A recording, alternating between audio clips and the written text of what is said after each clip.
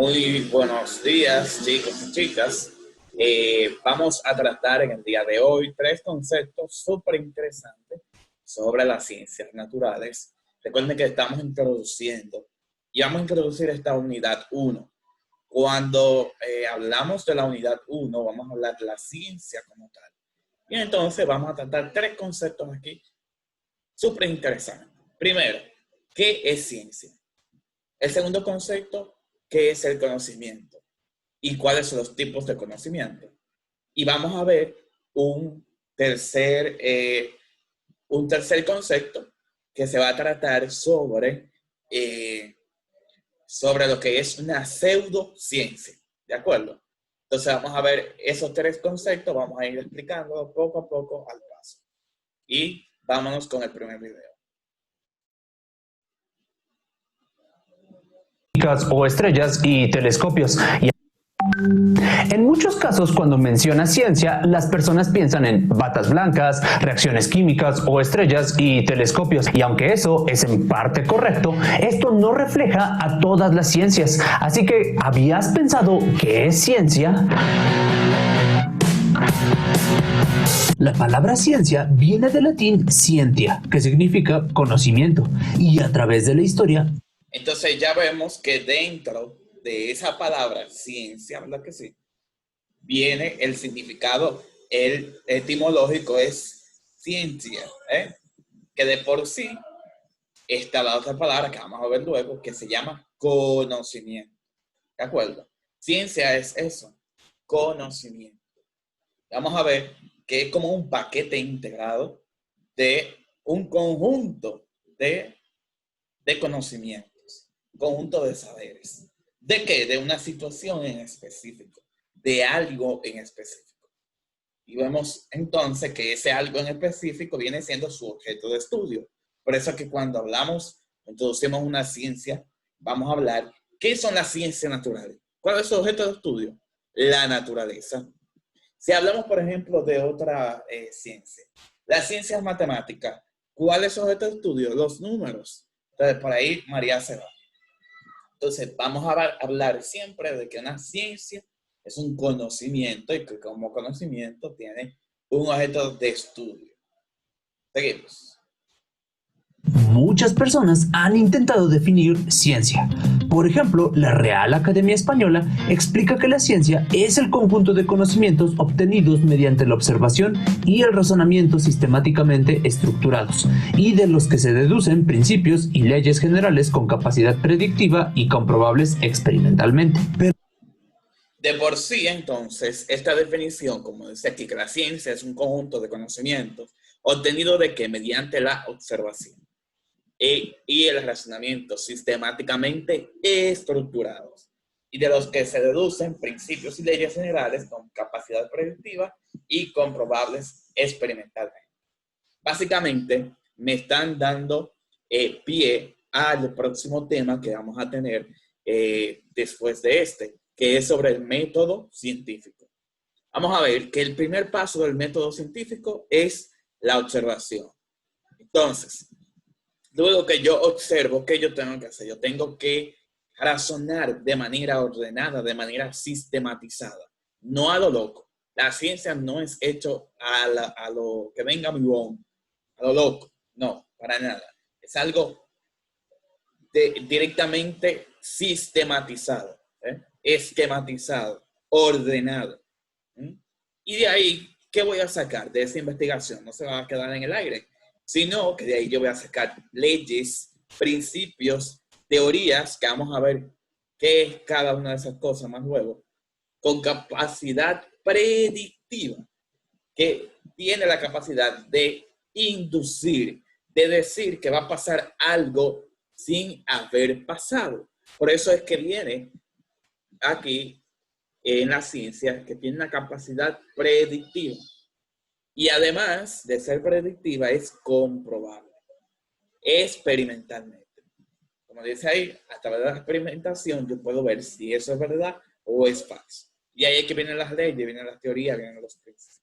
Entonces, nada más y nada menos, según la Real Academia Española, eso es la ciencia.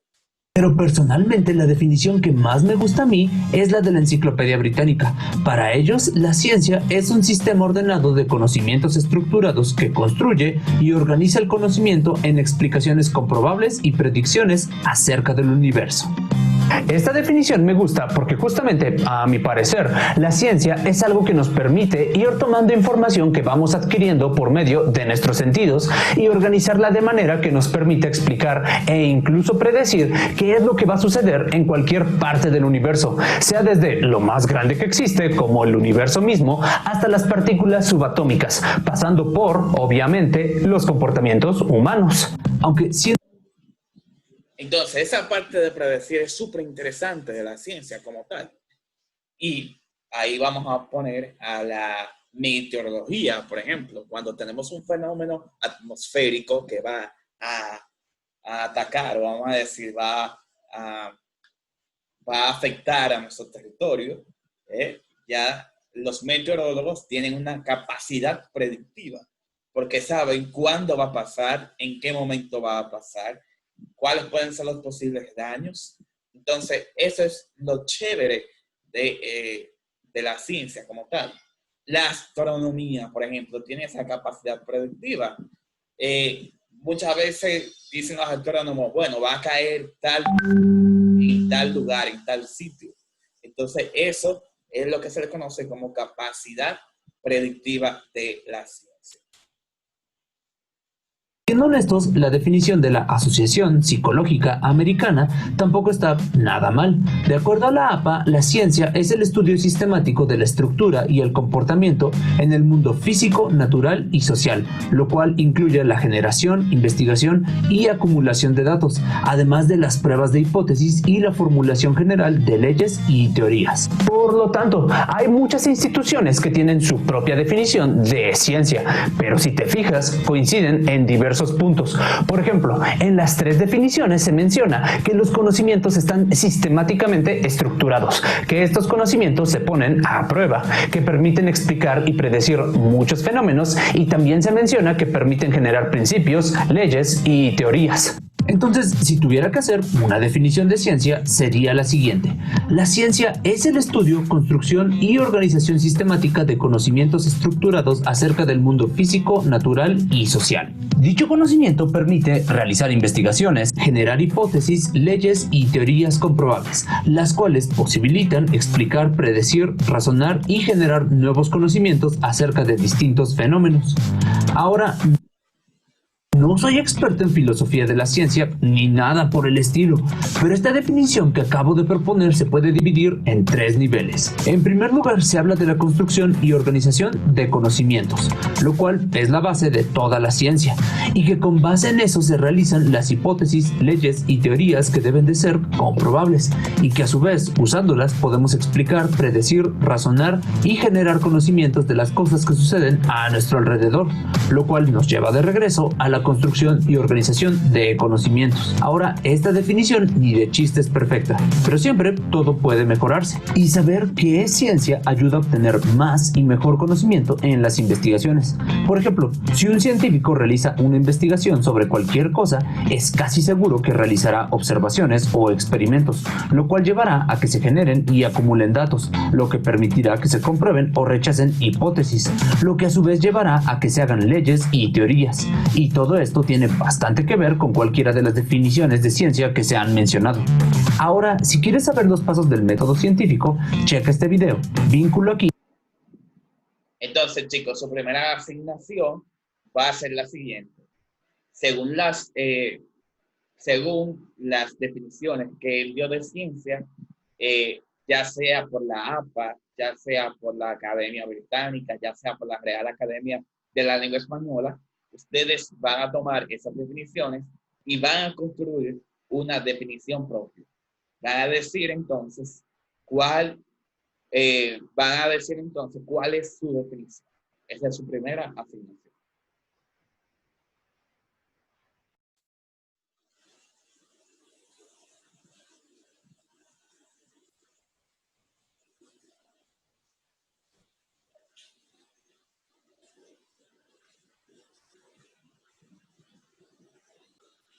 Entonces ya sabemos que como tal, la ciencia es un conjunto de conocimientos sobre algo. Ahora bien, ¿qué es el conocimiento? ¿Y cuáles vienen siendo los tipos de conocimiento? Entonces vamos a ver este video y lo vamos a ir explicando. ¿Qué tal, chicos? Muy buenas tardes. Vamos a hablar un poco sobre los tipos de conocimiento, ¿de acuerdo? Pero primero nos tenemos que preguntar, ¿qué es el conocimiento? Bien, ¿qué es el conocimiento? Es el conjunto de saberes que poseemos sobre algo. O sea, si tú sabes algo sobre cualquier cosa, tú ya tienes un conocimiento sobre esa materia, ¿de acuerdo? Hay muchos tipos. Entonces, ya sabemos que el conocimiento es el conjunto, lo mismo, vamos a repetir la misma palabra de ahorita, el paquete completo de algo. Cuando usted posee algo, un saber de algo. Por ejemplo, una persona que es médico, tiene que tener esos saberes sobre esa materia en la cual está especializado. De un médico, por ejemplo, usted le habla de una bacteria, de una hormona, de una neurona, de una célula, por ejemplo. Ese médico tiene que saber esos conceptos, ¿de acuerdo? Porque esos conceptos son parte de sus saberes y por lo tanto tienen unos conocimientos científicos que no lo tiene una persona normal, una simple persona, ¿verdad? Porque ha estudiado para ello, tiene esos conocimientos. No es lo mismo que yo le pregunté a un ingeniero, por ejemplo, sobre qué es una inyección, qué es, por ejemplo, un hemograma, un electrocardiograma. A un ingeniero no me va a saber explicar o no va a saber esos conceptos. ¿Por qué? Porque esos conceptos no son propios de su conocimiento, no son propios de sus saberes. ¿De acuerdo? Entonces, eso es algo que tenemos que tener presente. Los conocimientos que nosotros tenemos es de algo en específico. Obviamente, hay algo que nosotros conocemos, por ejemplo, como cultura general o conocimientos generales. ¿De acuerdo? Por ejemplo, aquí en el colegio, ustedes deben de salir cuando sean bachiller con conocimientos generales de las ciencias principales de la vida. Pero conocimientos generales, no conocimientos profundos que debe de tener un especialista. ¿De acuerdo? Entonces, más o menos, eso es lo que nosotros conocemos como conocimiento. Ahora bien, hay dos tipos de conocimiento que lo voy a explicar ahora, que es conocimiento empírico y conocimiento científico. Pues, pero nosotros vamos a enfocarnos en dos, en conocimiento empírico y en conocimiento científico. Bien, comencemos con el conocimiento empírico. El conocimiento empírico es producto de la experiencia. Se adquiere cuando nuestros sentidos están en contacto con el mundo exterior y nos ayuda con lo cotidiano. ¿A qué me refiero con esto, chicos? Que el conocimiento empírico es el que vamos acumulando desde que nacemos, desde lo más simple. Algunos ejemplos del conocimiento empírico es cuando aprendemos a caminar. Nosotros no nacimos sabiendo caminar, sin embargo lo fuimos practicando, y con esas experiencias es como aprendimos. Otro tipo de ejemplo es que si tú, por ejemplo, tomas la olla, con tu mano, sabes que te quemas. Esto tú no lo aprendiste en la escuela, esto tú lo aprendiste por la experiencia, porque en algún momento pasó o tu mamá te dijo. ¿Sí me explico? Entonces, cocinar, por ejemplo, es un conocimiento empírico, es producto de la experiencia. Algo que lo caracteriza es que conforme tú vas practicando esta acción, es como lo vas dominando, ¿de acuerdo? Otro ejemplo, andar en bicicleta también es conocimiento empírico, porque pues es algo que no naces sabiéndolo, sin embargo lo vas aprendiendo. Otro ejemplo puede ser aprender un idioma, ya que incluso el idioma sí lo aprendemos en la escuela. lo dominamos conforme la práctica, ¿de acuerdo? Entonces también lo podemos denominar conocimiento empírico. Ahora hablemos del conocimiento científico. Ok, vamos a profundizar un poquito sobre el conocimiento empírico. Primero, que usted tiene que saber diferenciar del conocimiento empírico al científico, es que el empírico es gracias a la experiencia. Por experiencia, es que yo adquiero ese conocimiento. Ejemplo, como bien decía, todos nosotros no nacemos caminando, sino que a través de la experiencia, mientras vayan pasando los días, ¿verdad que sí? En lo cotidiano, ¿verdad? Yo voy recibiendo esa ayuda de mis padres, voy recibiendo esa ayuda de mi madre, para primero gatear, ¿verdad que sí? Después voy agarrándome de las paredes y después voy a caminar. Y después que camino, aprendo a correr. Entonces, eso se llama conocimiento empírico. Aprender a montar bicicleta, aprender a cocinar, aprender a hablar nuestro idioma materno o demás idiomas, como bien él dice. Todas esas cosas pertenecen al conocimiento empírico. E incluso, por ejemplo, aprender un quehacer, aprender a lavar el baño, aprender a suapiar, aprender a fregar. Todo eso es parte del conocimiento empírico. Hay otros conocimientos, por ejemplo, que son parte de una, no vamos a decir profesión, sino que son oficios.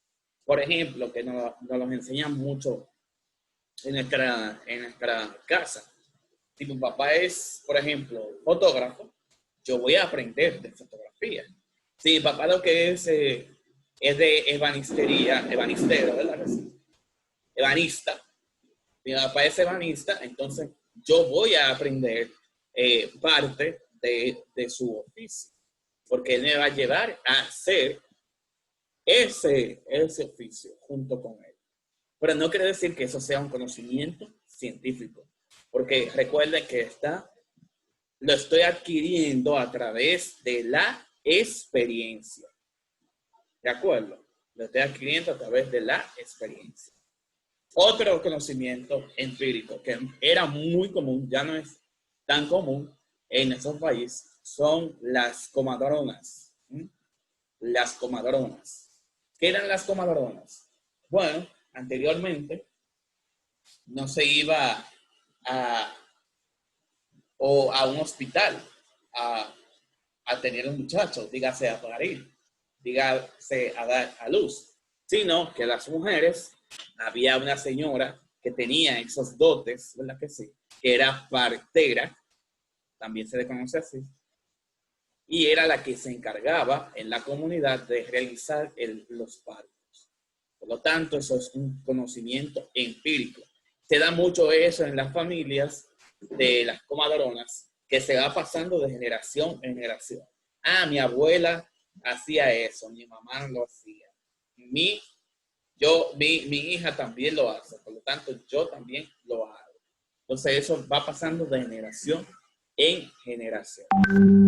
También lo podemos denominar. Vamos a ver al conocimiento empírico como tal. Otro ejemplo en nuestro país de conocimiento empírico sería, por ejemplo, cuando una persona, por ejemplo, un niño que mayormente carga eso, se emparcha.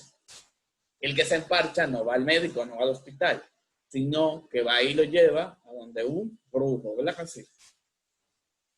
Y ese brujo, ¿qué hace? Ese brujo hace botellas, como le dice, hace brebajes, pero también hace una acción que se le conoce como alar los cueritos. Entonces, eso prácticamente viene siendo la curación de ese mal. Y eso es un conocimiento empírico, no un conocimiento científico. Y vamos a tratar de hacer esa conexión entre el conocimiento empírico y el conocimiento científico. conocimiento empírico. Ahora hablemos del conocimiento científico. Bien, este se obtiene como resultado de una investigación metódica. ¿Qué quiere decir? Que utiliza el método científico, del cual hablaremos más adelante. También nos permite descubrir las relaciones que hay entre hechos y fenómenos. Debe de ser claro y preciso, además de que define conceptos. Normalmente cuando nosotros buscamos algún concepto, ya es una definición dada, entonces también nos ayuda esto. Cuantifica y registra fenómenos, además de que los resultados deben de ser comprobados. ¿A qué me refiero con que los resultados deben ser comprobados? Miren, el método científico, su nombre lo dice, va un poco más hacia la ciencia. Entonces, si nosotros hablamos, por ejemplo, del teorema de Pitágoras, que se usa en triángulos rectángulos, pues sabemos que estos siempre va a ser así. Es decir, esta regla, el teorema de Pitágoras, siempre se va a cumplir. Eso quiere decir que los resultados sean comprobados. No importa cuántas veces tú lo realices, siempre te va a dar lo mismo. ¿De acuerdo? Ok, ejemplos del del conocimiento científico es cuando nosotros sabemos los elementos de la célula. ¿Sí? Esto no lo adquirimos conforme a la experiencia. Para poder determinar las partes de la célula, se debió de haber hecho muchas investigaciones, para poder llegar a un resultado certero, ¿no? A una definición clara. Bien, otro ejemplo son las partes del átomo, los elementos del átomo, ¿sí? Sabemos que se hicieron muchos estudios, hubo muchos modelos atómicos hasta llegar al que hoy en día conocemos. ¿De acuerdo, chicos? Otro ejemplo, chicos, es cuando llueve. Nosotros, gracias al conocimiento científico, sabemos que llueve a causa del ciclo del agua. Y ya para terminar, chicos, concluyendo acerca del método científico, es todo aquello que es comprobable, y lo podemos asociar con las ciencias. Por ejemplo, aquí tenemos a Charles Darwin, a Pitágoras, a Tesla, etcétera, ¿no? Si tienen alguna duda, déjenmelo hasta llegar al que... Muy bien, entonces, él explica excelente. Pocas cosas que agregar. Como bien dice él, el conocimiento científico se acopla, se adhiere a lo que nosotros conocemos como método científico, que yo le dije que ese va a ser nuestro próximo tema. ¿Por qué? Porque es a través de una investigación metódica, una investigación ordenada, una investigación sistematizada, que yo puedo adquirir nuevos conocimientos. ¿De acuerdo? Y además, aquel que quiera adquirir esos conocimientos debe de obtenerlos a través de vías que son oficiales. Dígase a través, por ejemplo, de la escuela, a través de las universidades, institutos, a través de los laboratorios. Eso, entonces, ahí es que yo voy a adquirir el conocimiento científico. El que es médico debe de ir a la universidad. El que es ingeniero, el que es abogado, el que es todas esas carreras tienen un conocimiento distinto al que tiene cualquier persona, porque tienen conocimiento científico. ¿De acuerdo? Entonces, con el mismo ejemplo que veíamos en el conocimiento empírico, decíamos que la embarazada, la que está a punto de parir, antes iba a una partera, a una comadrona, ya no va allí, sino ¿a dónde va? Va a donde un médico a parir, va a donde un ginecólogo obstetra, que es el encargado, es el especializado en hacer ese tipo de partos, ¿verdad que sí? Ese tipo de operaciones. El que tiene el mal de ojo, el que tiene el emparche, ya no va a donde el brujo, ¿verdad que no?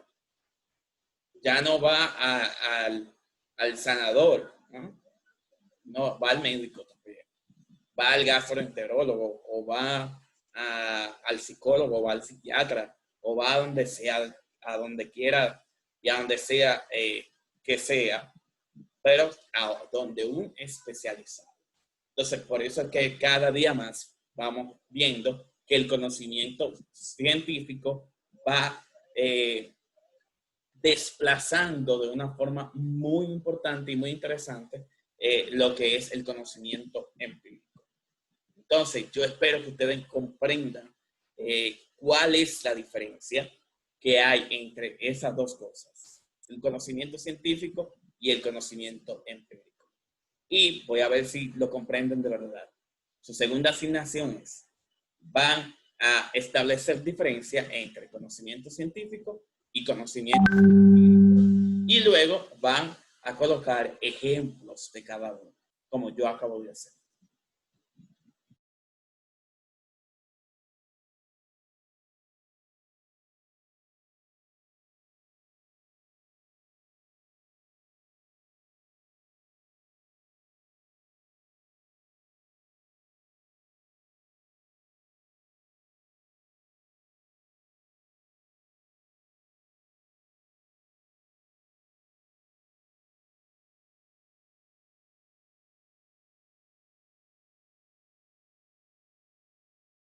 Y por último, vamos a ver un caso muy interesante dentro de lo que estamos hablando, que es una pseudociencia. Así que presten atención. Pseudociencia. Pseudociencia es una práctica que carece de rigor científico, aunque pareciera que lo tuviera. El problema es que quienes las practican no están enterados de esto, o lo están y de repente solo quieren ganarse un billete, y las quieren hacer pasar como verdaderas, como los argumentos en la política. Por lo mismo, una pseudociencia no debe ser tomada nunca tan en serio. Nos puede inducir al error, o en las manos equivocadas puede constituir el argumento perfecto para cometer los más grandes genocidios. Las pseudociencias, ya vamos a ver. Entonces, ¿qué es una pseudociencia? Una pseudociencia es un conjunto de conocimientos, como bien dice el que carece de un rigor científico. No se avala por lo que hemos dicho, que es el método científico, aunque puede ser que se escabulla, que se esconda por detrás como una ciencia. Pero al final y al cabo no es una ciencia. Así que vamos a seguir viendo este video tan interesante.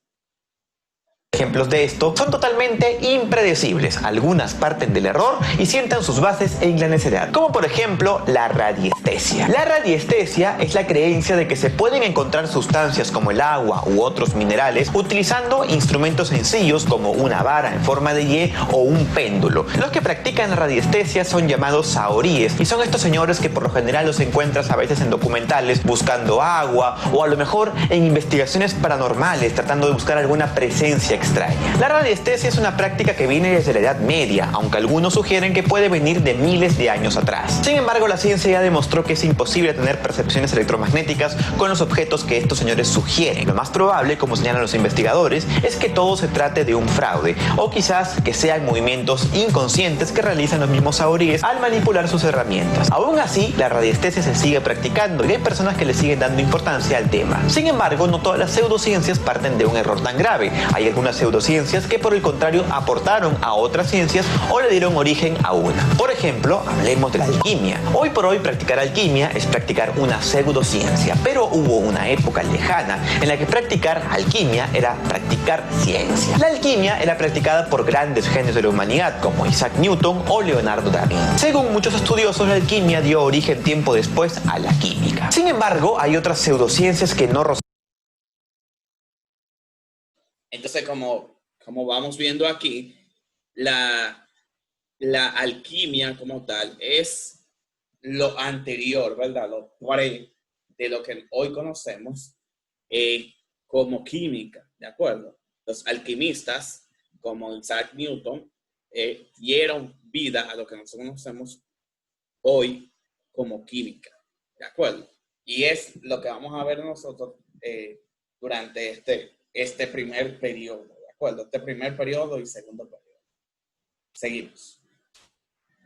Con el misticismo y fundaron sus bases con cierto rigor científico, pero que el tiempo y la ciencia se encargaron de probar que eran una falacia. Por ejemplo, la frenología. La frenología es la creencia anticuada de que se puede conocer tu carácter y tu personalidad por el tamaño y la forma de tu cabeza y sus abultamientos.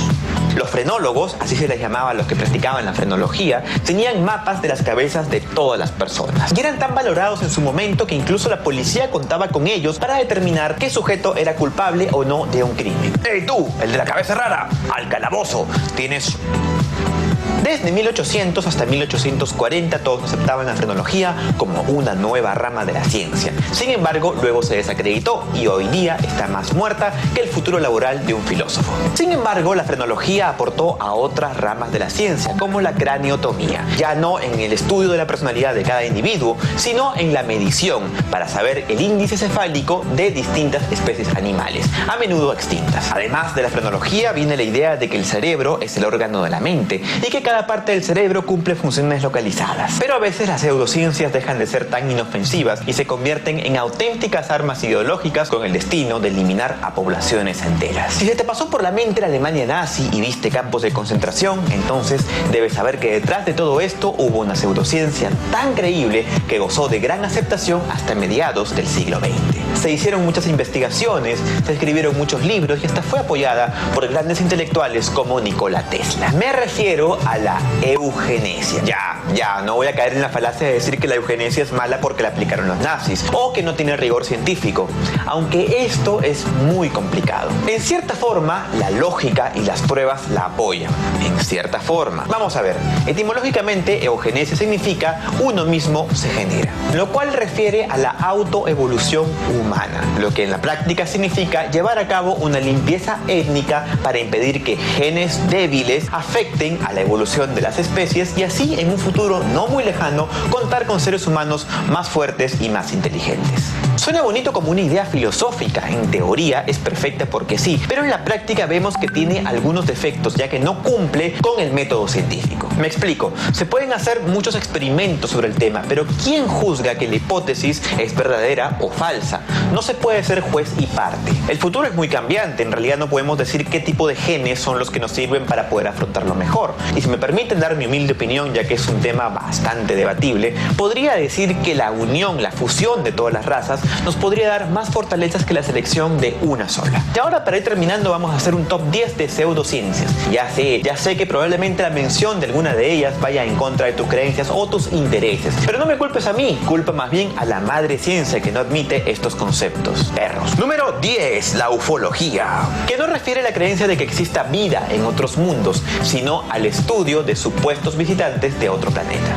Número 9. El psicoanálisis, que es el estudio del subconsciente para hallar los impulsos reprimidos de la conciencia. Esta idea de Freud siempre fue cuestionada en su momento e incluso ahora. Me parece que incluso está próxima a desaparecer. Número 7. La numerología. Son aquellos que le buscan algún significado a los números, suman y restan de acuerdo a lo que les dicta la imaginación. Son muy ingeniosos, pero muy falaces a la vez. Nací en 1984 como el libro de Orwell, eso quiere decir que seré el gran hermano. Número 6. La grafología. Aquellos que dicen, dime cómo escribes y te diré quién eres. Número 5. La serialogía. Aquellos que estudian los dibujos en los campos de cultivo, dibujos que por lo general hacen los mismos campesinos para atraer turistas. Número 4. La astrología. Nunca hay que confundirla con la astronomía, como hicieron conmigo alguna vez. Refiere al estudio de los astros y su relación con el presente, el pasado y el futuro de las personas. Tan ilógico como pensar que una estrella como UY Scuti, que tiene 5.000 millones de veces la masa del Sol y que está como a miles de millones de años luz de nuestra Tierra, le interesa el destino de un piojoso que lee los horóscopos el día lunes en pantuflas. Número 3. Piramidología. Esos que pretenden demostrar que hay energía en torno a los objetos de forma piramidal. Número 2. Dianética. Es presentado por la cientología como una ciencia, pero en realidad es algo medio cagón. Quiere decir que una persona con problemas va y le cuenta todo a un auditor una y otra vez, supuestamente para borrar los malos pensamientos y poder ser un ser mejor. Dígase que cubre un montón de cosas, no solamente psiquiátricas, sino cosas como el cáncer o la leucemia. Y la más peligrosa, el creacionismo. Dice de los que creen que todo lo que existe ha sido creado por un ser superior al que denominan el creador. Pero lo más importante de todo es que tienen a la teoría de la evolución como una hipótesis. ¡Faltan pruebas! Ahora sí, antes de terminar quería invitarte a ver la descripción de este video porque abajo vas a encontrar un link que te va a llevar a una encuesta. Esa encuesta... Bien, entonces ese es el tercer video donde habla de la pseudociencia.